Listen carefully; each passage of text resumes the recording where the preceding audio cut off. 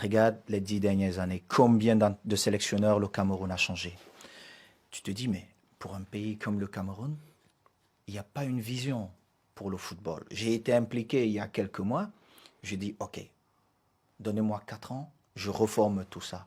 Développer le football africain, ça dépend de chaque fédération. Mais il y a des mauvais deals. Et ça, c'est la première chose. Parce que si vous voyez, nos fédérations sont très pauvres. Donc, elles s'appuient sur nos États. Mais la priorité de nos États, c'est pas le football. C'est pas le football.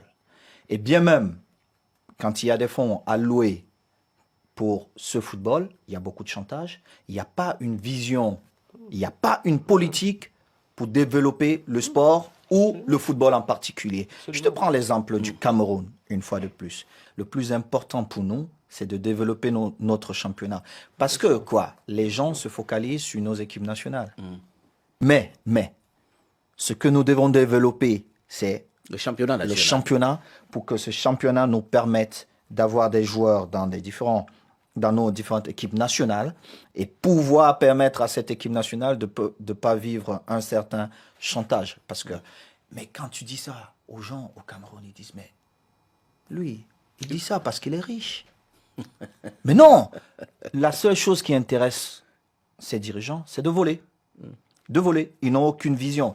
Quand tu viens, tu dis, j'ai besoin d'un sélectionneur, 4 ans, qui vient, qui me réorganise toutes les équipes nationales, qui réorganise l'équipe nationale senior, où les joueurs ne viendront pas dire, moi, je ne vais pas jouer en sélection parce que je ne suis pas l'ami de tel.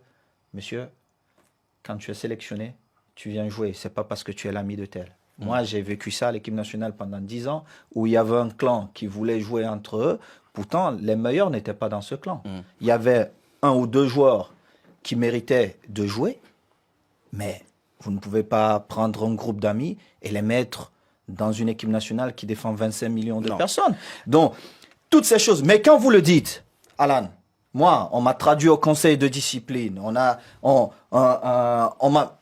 de tes amis ministres, merci beaucoup, m'a carrément menacé lors du truc qu'ils ont organisé entre eux pour dire aux Camerounais, non, c'est Samuel le fautif.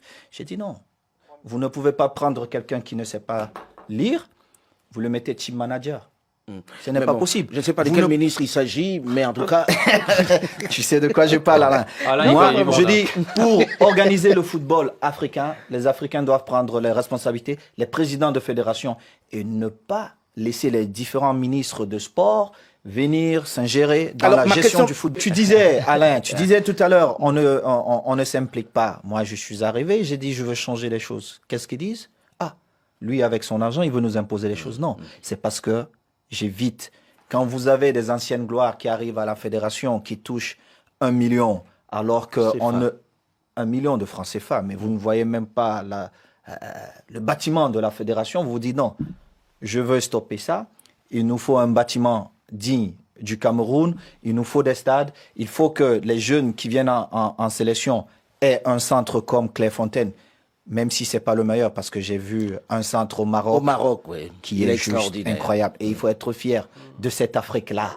Donc, je dis, alors, ces gens se retournent contre moi et disent, ils ne disent pas aux gens, non, c'est parce que Samuel a enlevé notre salaire qui était à 1 ou 2 millions de francs CFA pour qu'on mette ça dans un centre, pour qu'on mette ça dans l'organisation du football des jeunes, pour qu'on mette ça dans l'organisation même du championnat camerounais, qui devrait nous donner des joueurs qui vont défendre les 25 ou 26 millions des Camerounais. Non, c'est pas ça. Alors, ils créent un groupe et j'étais en désaccord avec certains de mes aînés et certains parents qui m'ont demandé même de ne plus les appeler papa, mais je m'en fous.